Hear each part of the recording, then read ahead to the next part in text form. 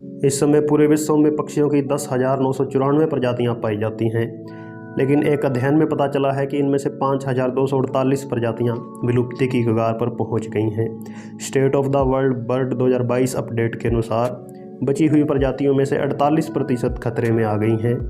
इनमें 13.5% बिल्कुल पूरे विश्व से विलुप्त होने की कगार पर हैं। विलुप्त होते पक्षी में तोते, तितर, बुलबुल, रेलिडी, सारस, कबूतर आदि प्रजातियां आती हैं, जो कि ट्रॉपिकल एरिया में ज़्यादा इनका स्थान पाया जाता है।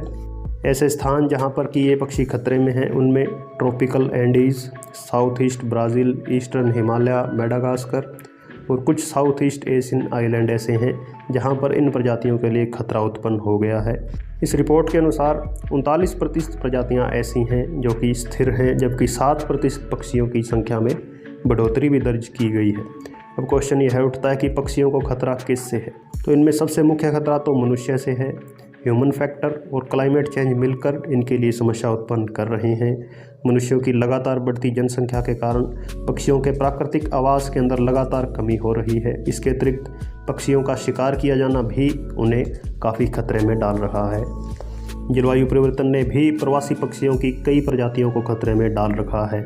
अप्रैल मई महीने के अंदर हमने देखा कि भारतीय उपमहाद्वीप इस बार बुरी तरह से भीषण गर्मी और लू की चपेट में था। इसी दौरान गुजरात और राजस्थान के कई इलाकों में पक्षी आकाश से नीचे गिरते हुए भी देखे गए थे, जो कि बेहद दुर्भाग्यपूर्ण था।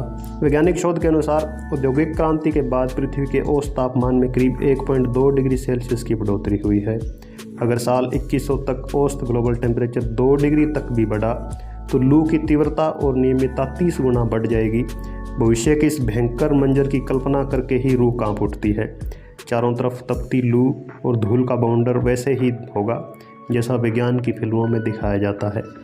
जंगलों की बात की जाए तो हमारे देश में पिछले 10 सालों में 3.62% वन कम हुए हैं। पिछले 40 सालों में अमेजन वर्षा वन के 10 लाख वर्ग किलोमीटर क्षेत्रफल को साफ किया जा चुका है।